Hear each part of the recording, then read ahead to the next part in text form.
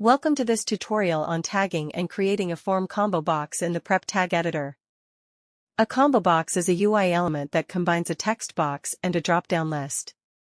It allows users to either select an option from the list or enter their own value. It's commonly used in forms for selecting options like countries or languages.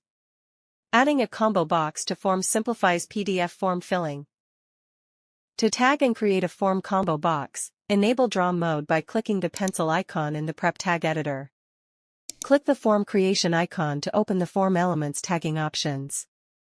Select the combo box icon and draw a bounding box around the designated combo box area.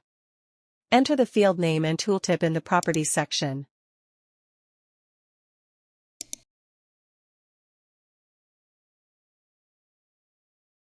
Click the OPT menu in the Properties section.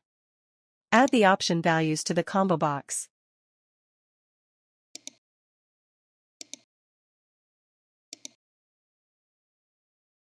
Set the required conditions you want to apply to the combo box.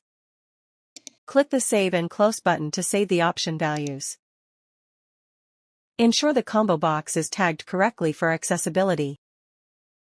By following these steps, you enhance document accessibility and improve form usability. That's it.